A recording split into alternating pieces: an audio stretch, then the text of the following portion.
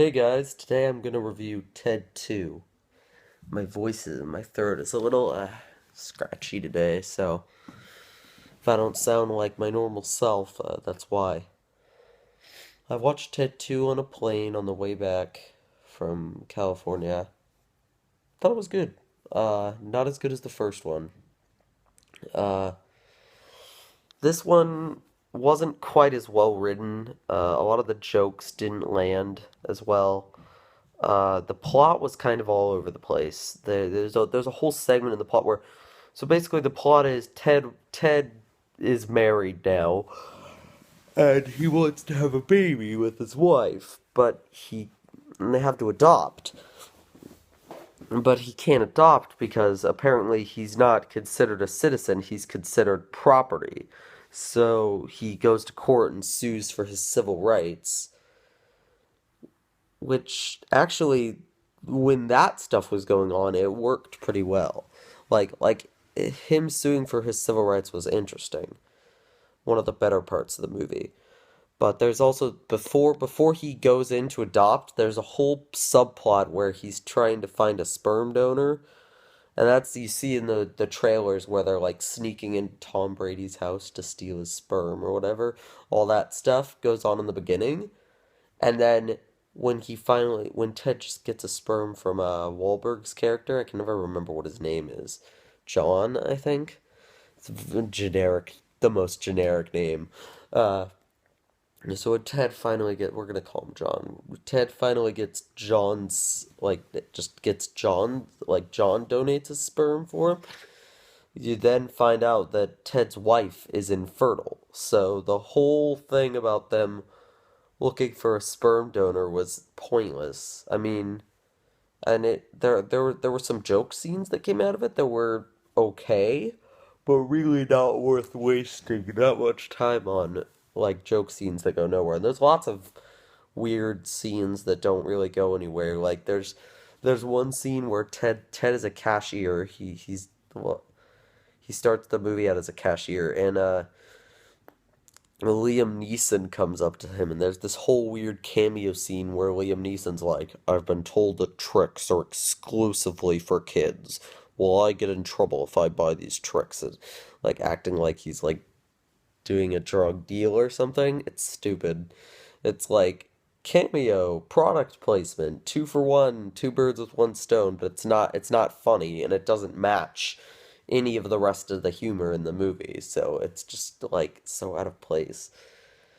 And then there's a whole like thing where they have to go to New York because there's a lawyer there that they think can win his case and get him civil rights, and that stuff's kind of pointless.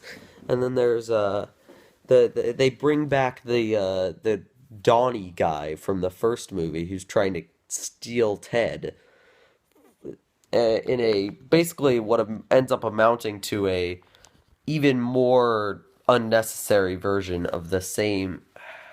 There's something on my chin. An even more unnecessary version of the same subplot. Uh, but except for this time, Donnie's working with like a guy from Hasbro, which I don't know how they got the rights to make the a corporate member of an actual toy company the bad guy of the movie. Don't know how they got the rights to do that without Hasbro like suing or something. But and then and then you the so that's all the stuff I don't like. The plot's jumbled and all over the place, and the Donnie thing doesn't really go anywhere either. There's a lot of stuff that, and they do the thing that they literally do the thing that they did in the first movie, where Ted gets mad at John, he runs off, and then he gets captured by Donnie. But it's a worse version. Like he gets mad for no reason, basically. He just like well, basically there's the girl lawyer character, and Ted's like super upset because he can't win his case, and he's like, "Oh man," blah, blah, blah. And then Wahlberg and her have like already become romantic by this point, and they like kiss, and Ted like flips out. He's like, "I'm over here the worst day of my life, and you're kissing her," and he just like gets all freaked out. And I mean, it's somewhat justified, like you get it, but it's not, it doesn't make as much sense as in the first. Well, in the first movie, I'm pretty sure it was John that got mad at Ted, not the other way around. Now it's just like Ted throws a tantrum for no reason, and then like 10 minutes later, John's already looking for him, like through a Comic-Con, which actually was pretty funny. But it's just kind of weird stuff. But anyway, stuff that I liked. I surprisingly, the movie did this thing that I normally hate, where there's a major character from the first movie that's just gone. Mila Kunis is gone. She and John broke up, which kind of defeats the point of the ending of the first movie. But the way they do it in this movie actually makes it work. I think the reason it works is because it's revealed over time that Mila Kunis, I don't know what her character's name is. Mila Kunis didn't break up with John. John broke up with her because he realized that he was with the wrong girl and it just wasn't working.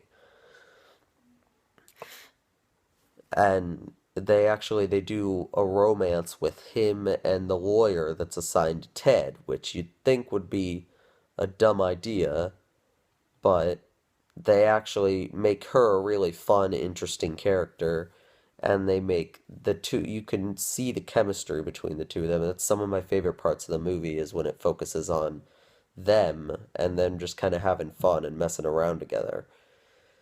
So I really like that, and I really like the court stuff. It's not a huge part of the movie. I they probably should have put a little more focus on the court stuff of the movie. If the plot were a little less all over the place and the writing were a little better, I think I'd enjoy it as much as the first movie. The first movie has a better three-act structure and better writing than the sequel, but that's not the se I, at first this sequel starts out really dumb. During like in the beginning, I was honestly thinking that I was gonna be like groaning through the movie because none of the jokes land in the first act. Even the sperm stuff where they try to steal Tom Brady's sperm or all those sperm containers fall on top of John. It's not that funny. It's just not as funny as the stuff in the first. I think it's part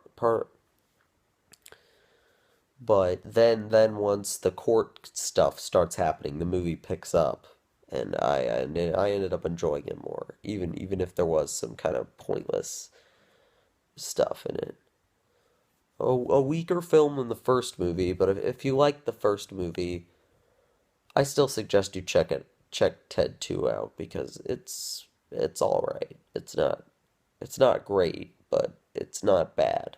It's good. It's good. Arrivederci!